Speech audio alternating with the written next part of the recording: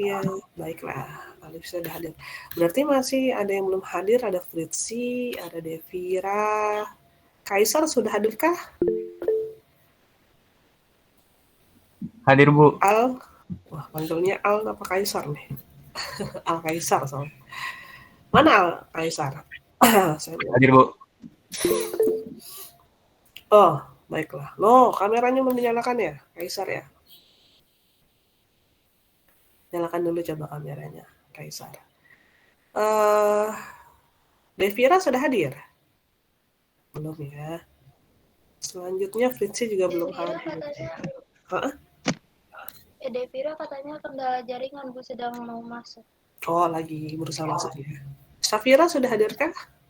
Devira dengan Safira. Ini seperti anak kembar ya. Safira, Devira belum hadir ya. Baru tadi lagi ke toilet kalau nggak salah ya, Safira ya. Baiklah, berarti masih ada yang belum hadir ini. Ada satu. Kaisar sudah hadir ya. Ibu maaf Devira. Oh, Devira sudah hadirkah? Ya maaf Bu. Oh, baiklah. Devira sudah Terima kasih hadir. Bu. Berarti yang belum hadir ada Safira, ada Fritzi. Ini yang belum hadir nih. Sebentar, saya simpan dulu. Baiklah, kita lanjut ya. Jadi hari ini kalian sebenarnya tinggal membuat ini saja sih. Apa namanya, implementasi atau wujud bela negara itu. Tetapi nanti ada pembagian 5 kategori. Ya, ada 5 dasar bela negara sebenarnya. Nah, nanti setiap kelompok ada kategorinya masing-masing. Tapi kalau saya biar nggak ribet ya, biar nggak pusing dikategorikan sesuai dengan kelompok kalian aja lah, nomor 1 sampai nomor 5. Saya tampilkan dulu sebentar.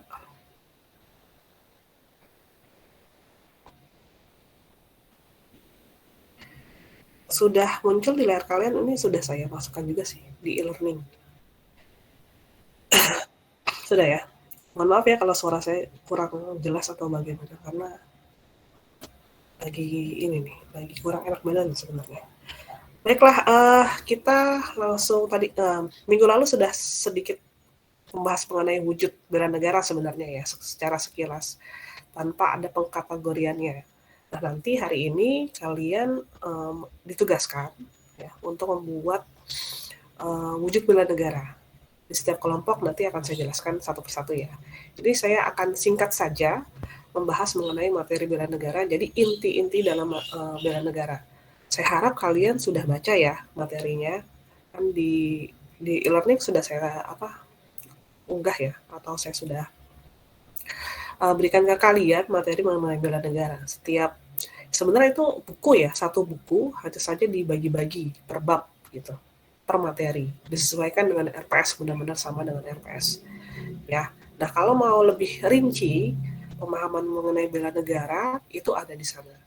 Kalau di sini saya akan menjelaskan singkat saja intinya mengenai bela negara. Dan terakhir adalah apa sih yang diharapkan dari bela negara ini atau materi bela negara ini. Sebentar.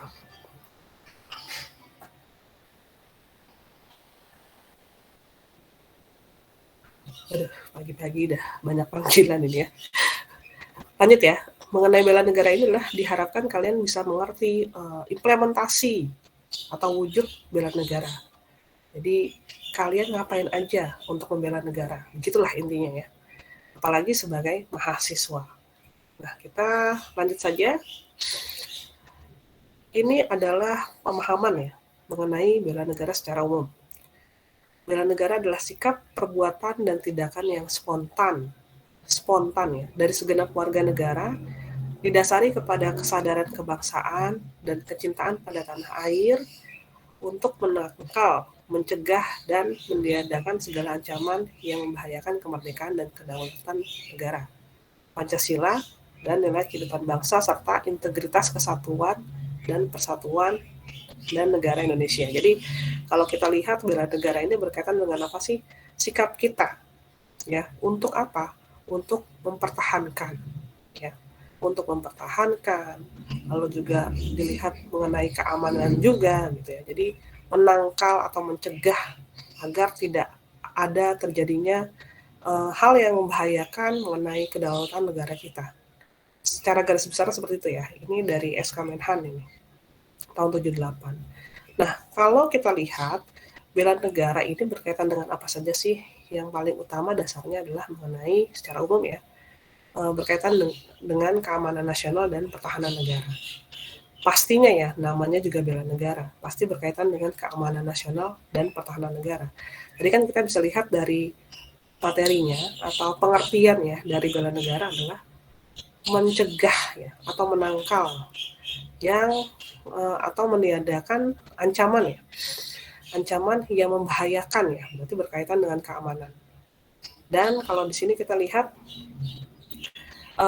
mengenai kesatuan ya, persatuan dan negara Indonesia ini berkaitan dengan pertahanan negara.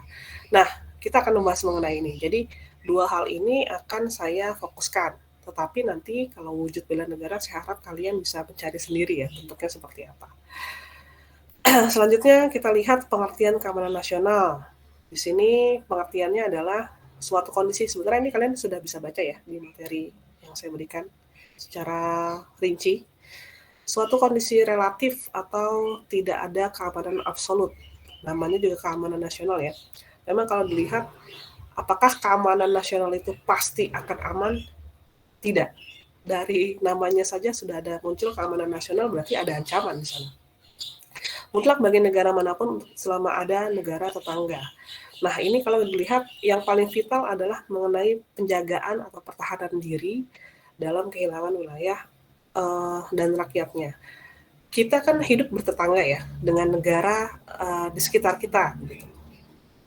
Kalau kita hidup bertetangga dengan negara sekitar kita, itu sebenarnya ada ancaman juga ya. Kita kan tidak mungkin tidak punya tetangga, intinya begitu ya.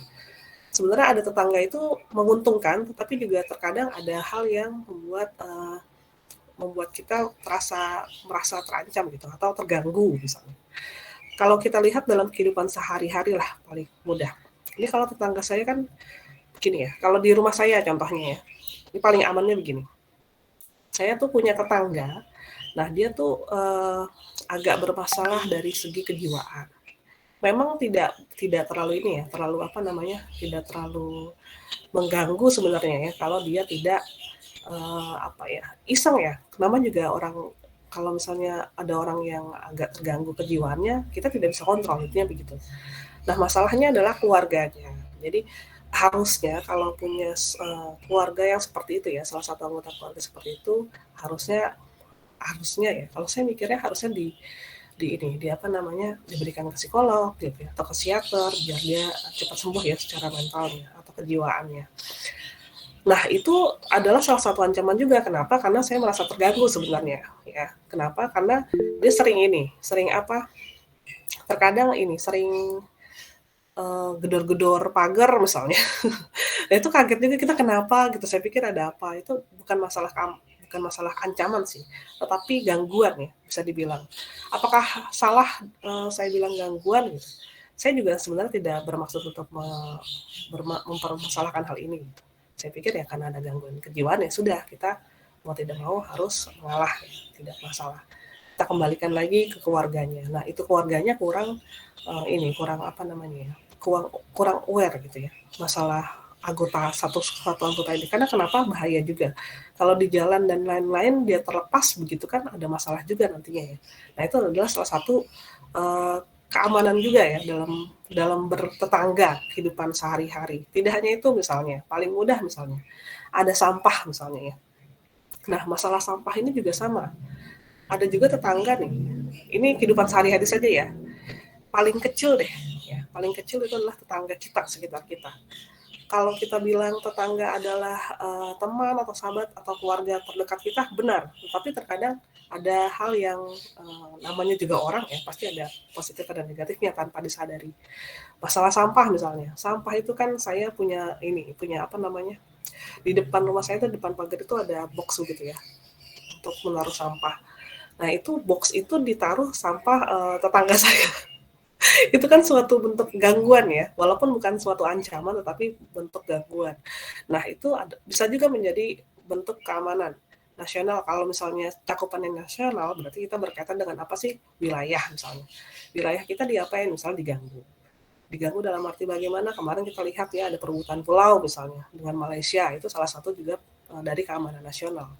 Berarti mau tidak mau kita harus bagaimana caranya sikap kita dalam mempertahankan wilayah tersebut, yang mau tidak mau menurunkan misalnya kemarin adalah kasusnya TNI ya. Entah itu dari lautnya gitu ya, entah itu dari udara gitu ya. Jadi ini adalah bentuk keamanan nasional. Gitu ya. Kalau masalah yang tadi, yang masalah tetangga saya itu, saya tidak mempermasalahkan dianya ya, tetapi adalah keluarganya yang lain. Ya harusnya kan berbeda ya sikapnya, harusnya mereka lebih aware begitu ya, agar tidak mengganggu tetangganya yang lain. Sebenarnya saya tidak masalah sih, sebenarnya kalau diajak ngobrol gitu ya, orangnya juga enak. Gitu. Kalau lagi apa, lagi mungkin kalau bisa dibilang kalau lagi enak moodnya, karena mereka juga bergantung dengan mood. Itu diajak ngobrolnya enak, kita dikasih tahunya enak, pelan-pelan. Tapi kalau misalnya moodnya lagi kacau, nah kita juga kena juga kadang. Ngerinya begitu ya, karena kan kita tidak pernah tahu, yang tahu hanyalah yang ahlinya gitu ya, entah psikolog, entah psikiater mengenai hal itu. Nah selanjutnya, ini pengertian keamanan nasional, berkaitan dengan apa sih? Lebih berkaitan dengan kewilayahan ya, atau kedaulatan negara kita, apalagi berkaitan dengan tetangga, negara-negara tetangga. Nah, objek dan subjek keamanan nasional itu apa saja? Kalau dilihat dari objeknya itu ada 3, ya. Ada mikro, ada makro, dan ada global. Jadi kalau mikro itu apa saja? Kita sebagai individu, benar-benar sebagai individu ya, per orang begitu. Jadi keamanan diri, kekayaan, dan kehidupan individu. Lalu ada keluarga dan masyarakat. Jadi kita harus bagaimana secara individu berada di lingkungan kita, entah di keluarga kita sendiri, dan bagaimana kita harus bersikap di masyarakat. Lalu bagaimana dengan yang makro? Makro ini cakupannya apa saja sih sudah masuk ke dalam keamanan wilayah, ini sudah mulai besar ya. Ada nilai-nilai, ada etika, tata krama misalnya, ada norma, itu juga sama, sudah masuk ke cakupan yang wilayah makro. Lalu ada kekayaan dan kehidupan rakyat, pemerintah. Jadi cakupannya sudah luas, sudah kita lihatnya ini sudah bernegara ini. Dan yang ketiga adalah global. Global itu apa saja cakupannya? Keamanan nilai-nilai, kekayaan, kehidupan masyarakat dunia. Jadi kita sudah masuk ke ranah dunia ya, tidak hanya di negara kita sendiri, tetapi semuanya dengan negara-negara lainnya. Nah, apa saja subjek keamanan nasional? Kalau kita lihat di sini, seluruh komponen bangsa, baik infrastruktur maupun infrastruktur negara, termasuk seluruh rakyat Indonesia, semuanya. Jadi subjeknya luas sekali. Apakah keamanan ini harus diserahkan kepada TNI? Tidak, diserahkan kepada kita juga sebagai warga negara.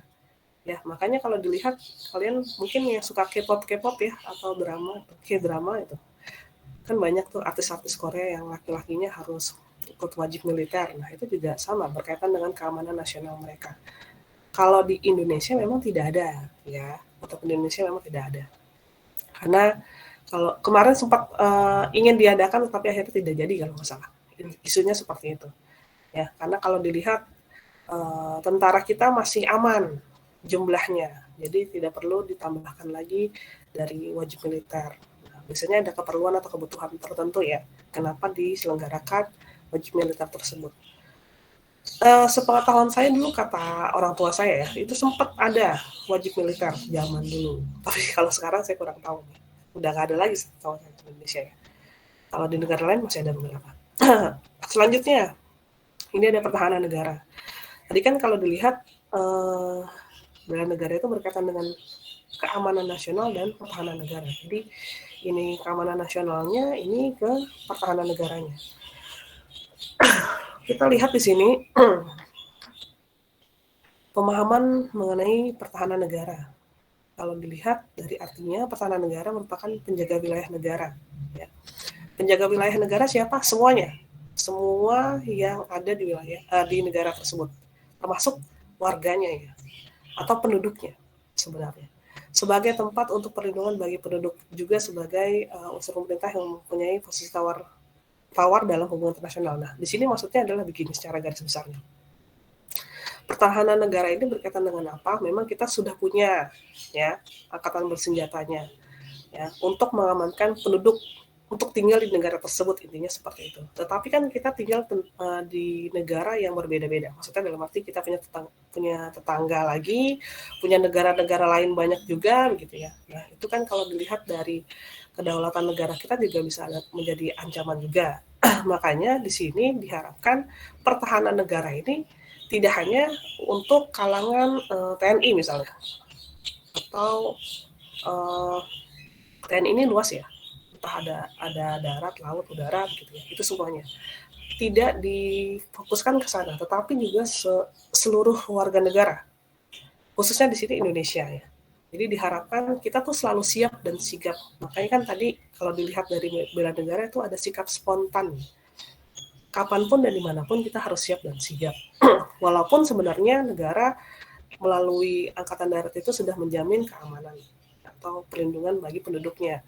Tapi kalau misalnya tidak cukup gitu ya, nah itu mau tidak mau warga negara juga harus bertindak gitu, ikut membantu mempertahankan negara. Seperti yang ada di Papua, itu kan kita lihat ya, ada ini kemarin itu yang bersenjata itu bahaya banget ya. Yang ada kasus terakhir itu kalau nggak salah banyak karyawan yang meninggal ya. Itu kan berkaitan dengan perlindungan bagi penduduk ya. Tapi ternyata saya kurang tahu apakah di sana ada TNI-nya atau tidak. Kondisinya bagaimana masalah pembangunan tower itu. Nah itu adalah pertahanan negara juga. Karena walaupun mungkin bisa saja pertahanan negara ini, hati-hati ya, pertahanan negara ini bisa ancamannya dari luar maupun dari dalam. Ya, bisa saja dari warga negara kita sendiri gitu yang melakukan. Tapi bisa juga dari luar. Jadi banyak ya dari banyak sisi begitu. Jangan dianggap pertahanan negara ini hanya dari luar saja, tetapi dari dalam juga terkadang bisa ini terjadi gitu. Masalah pengkhianatan dan lain-lain juga banyak ya. Tidak hanya masalah negara ya, di kehidupan sehari-hari pun ada gitu. Nah, selanjutnya aduh saya udah lehernya udah enak banget ini ya. Terakhir ini ada masih lanjut ya. Pertahanan negara punya fungsinya apa? Untuk melindungi wilayah pastinya ya, penduduk, pemerintah, dan pengakuan internasional. Pengakuan internasional mengenai kedaulatan. Bayangkan jika Indonesia waktu saat memproklamasikan kemerdekaannya tidak diakui ya oleh negara lain. Makanya pengakuan internasional penting. Banyak juga negara yang sebenarnya tidak mengakui, tetapi ternyata kalau dilihat dari jumlahnya lebih banyak yang mengakui, makanya kita benar-benar bisa menjadi negara berdaulat pada saat itu. Makanya pengakuan internasional ini perlu dan penting ya. Kalau kita membuat negara sendiri, misalnya contoh yang jelas adalah Taiwan misalnya. Taiwan itu kan dulu bagian dari ini ya, Tiongkok maaf, dari Tiongkok ya. Nah itu kan dia memisahkan diri, sedangkan si Cina-nya sendiri tidak mengakui begitu ya, tetapi ada banyak juga negara yang mengakui. Nah, itu kalau kita lihat di Indonesia pun mungkin kalau kalian cari kedubes Taiwan ada tidak ada. Ya, tetapi memang bentuknya berbeda. Kalau dilihat di Indonesia itu adanya kedubes dari Cina, Tiongkok ya, negaranya namanya Tiongkok. Kita menyebutnya Tiongkok. Itu ada kedubesnya, tetapi kalau untuk dari Taiwan ini bisa dibilang belum ada secara resmi. Walaupun ada bentuknya, tetapi bukan kedubes namanya. Kenapa? Karena memang masih belum diakui oleh Tiongkoknya sendiri. Ya, dan kita sebenarnya walaupun kita mengakui, tetapi tidak bisa. Karena tidak bisa menggunakan dua-duanya menjadi kedubes ya. Itu ada masalah pengakuan kedaulatan. Nah, makanya pengakuan internasional ini penting. Itu salah satunya, contohnya ya. Nah, yang terakhir adalah, nah ini dia, implementasi atau wujud bela negara. Di sini ada 5 dasar bela negara. Yang pertama ada cinta tanah air, yang kedua ada kesadaran berbangsa dan bernegara, yang ketiga yakin akan Pancasila sebagai ideologi negara dan pandangan hidup bangsa Indonesia ya. Lalu ada rela berkorban untuk bangsa dan negara, dan kelima adalah memiliki kemampuan awal bela negara. Jadi 5 dasar ini ada 5 kategori ya dalam implementasi atau wujud bela negara. Nah, saya minta kalian di setiap kelompok disesuaikan saja. Di sini kan ada kelompok 1, 2, 3, sampai 5 ya. Nah, nanti saya minta setiap kelompok disesuaikan saja. Misalnya kelompok 1 ya berarti dapat nomor 1. Ya. Kelompok 2 berarti dapat nomor 2. Begitu ya. Dari kategori-kategori ini baru 5 dasarnya ya. Tapi contohnya belum ada. Atau wujudnya secara nyata seperti apa belum ada. Nah, saya minta setiap kelompok menjelaskan wujud atau contoh dari bela negara. Sebagai apa kalian sebagai mahasiswa? Ya, saya harap kalian posisinya sebagai mahasiswa dulu. Karena sekarang kan kalian statusnya mahasiswa ya. Bagaimana wujud atau implementasi bela negara melalui misalnya yang pertama kategorinya adalah cinta tanah air. Contohnya seperti apa? Sebagai mahasiswa. Gitu ya. Saya minta minimal 3 contoh ya. Jadi dijelaskan secara rinci. Misalnya kalian punya satu contoh, lalu contoh tersebut kalian jelaskan. Dideskripsikan. Atau dijelaskan secara rinci ya. Agar saya paham. Kenapa sih ini masuk kategori cinta tanah air, bukan masuk ke dalam kesadaran berbangsa dan bernegara? Karena berbeda. Makanya dibuat menjadi 5 kategori. Sudah jelas belum sampai di sini? Atau ada pertanyaan?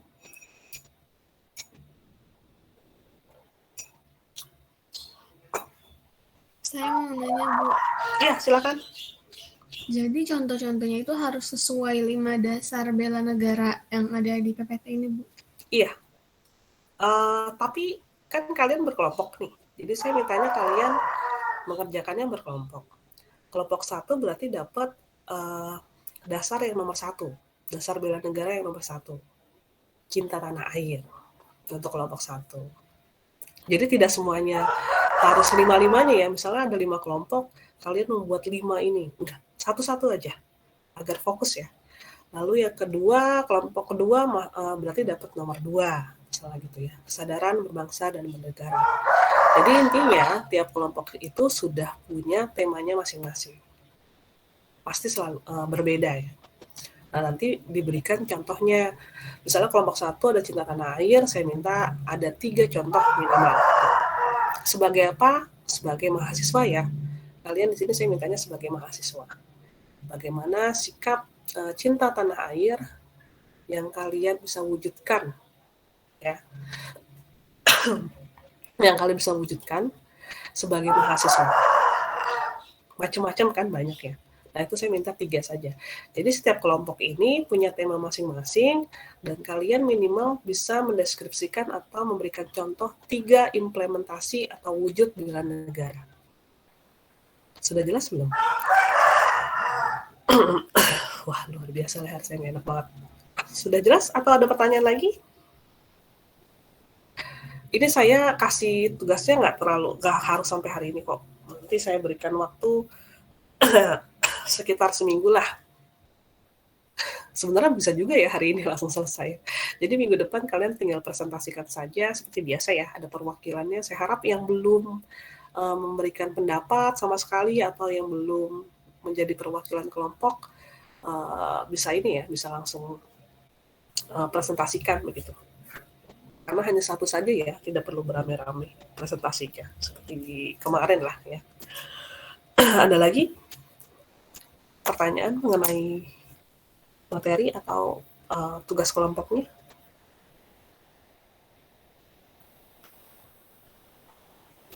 Atau sudah cukup? Sudah jelas? Begitu ya. Jadi misalnya begini. Saya berikan satu contoh deh untuk yang mana ya. Ya udah cinta tanah air dulu misalnya. Ini kan cinta tanah air ini berkaitan dengan apa sih? Banyak ya, luas sebenarnya. Salah satunya misalnya cinta tanah air misalnya saya suka dengan budaya saya begitu ya. Dengan apa perwujudannya? Saya sebagai mahasiswa mengikuti, kalau dulu saya kuliah tuh ada tuh namanya apa ya? Liga tari ya. Nari-nari tradisional itu adalah salah satu wujud dari dasar bela negara, yaitu yang cinta tanah air. Jadi saya mempertahankan budaya saya, begitu ya.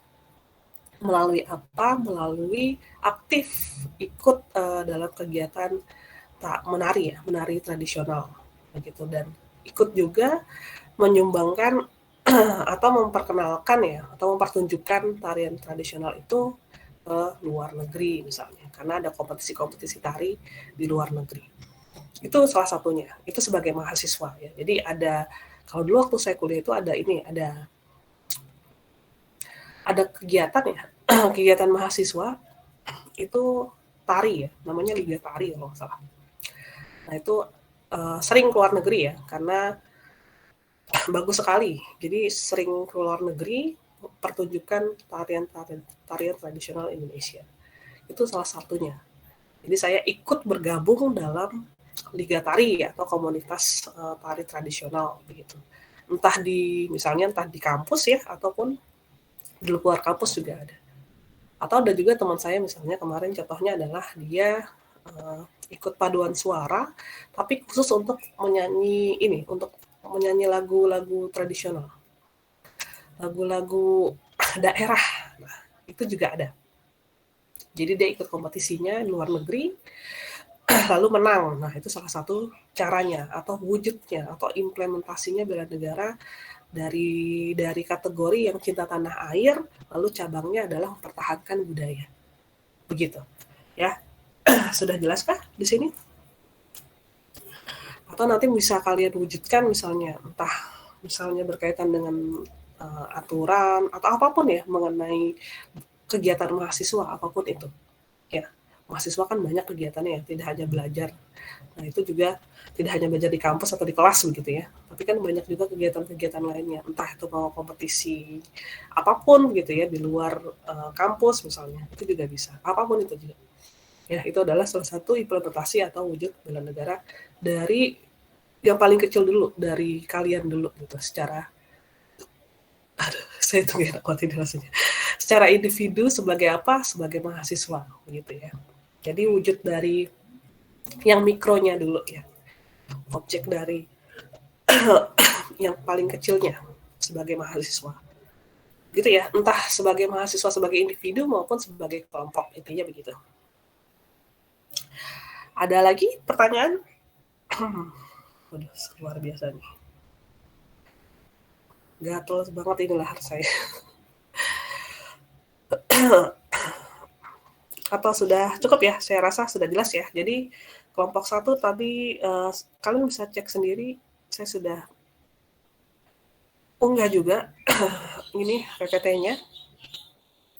Kelompok 1 dapatnya cinta tanah air, yang kelompok 2 dapatnya kesadaran berbangsa dan bernegara ya.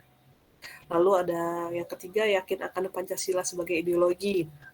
Keempat adalah berkorban, dan yang kelima memiliki kemampuan awal bela negara. Nah, apa saja itu kemampuan awal bela negara? Nah, saya harap kalian bisa mencari lebih lanjut dari materinya. Materinya yang mana? Yang sudah ada saya unggah ya, sudah saya unggah dari minggu lalu bahkan. Itu ada di sana. Tapi saya minta adalah wujudnya ya.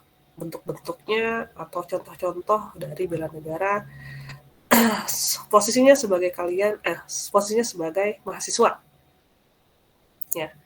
Jadi yang paling kecil dulu, dari individu sebagai mahasiswa, entah baik diri sendiri ya atau individu sendiri ataupun berkelompok. Wah, ini luar biasa, saya sudah pusing banget ini kepala saya. Baiklah, sudah jelas ya. Kalau misalnya ada pertanyaan lagi, tidak masalah, kalian bisa kirimkan saja via WhatsApp grup. Nanti saya akan buka. Masalah terakhir itu saya berikan waktu sampai hari Selasa deh, biar seminggu nih. Saya sih mintanya kalian lebih rinci ya. Nanti contohnya itu benar-benar jelas gitu ya. Ada perinciannya. Mungkin kalian bisa buktikan dari entah Pancasila aja. Tadi kan ada berkaitan dengan Pancasila ya. Berarti sila yang keberapa itu harus dijelaskan secara rinci. Gitu ya. Itu salah satu kelompok kalau nggak salah tadi ya. Di kelompok 3 bahkan itu berkaitan dengan Pancasila, itu kan harus rinci sekali. Nah, begitu ya, saya harap kalian bisa lebih rinci memberikan contoh wujud atau implementasi dari bela negara sebagai mahasiswa posisinya baik dari individu maupun kelompok. Walaupun kerjanya berkelompok, nanti sudah dipilih ya siapa yang mau jadi perwakilan yang mempresentasikan materi ini minggu depan. Saya kurang tahu nih, minggu depan katanya ada libur ya. Saya nggak ngerti ya liburnya hari apa. Saya aja lupa loh. Ternyata hari Kamis libur. Ternyata besok libur ya. Saya pikirnya hari Kamis. Jadi tadi saya mikirnya masuknya jam 10. Nggak taunya hari Rabu. Sudah jelaskah? Ada pertanyaan? Atau sudah cukup? Sudah ya? Sudah cukup Bu, sepertinya Bu. Baiklah. Ya sudah, kalau sudah cukup nanti saya akan buka kolom tugasnya ya di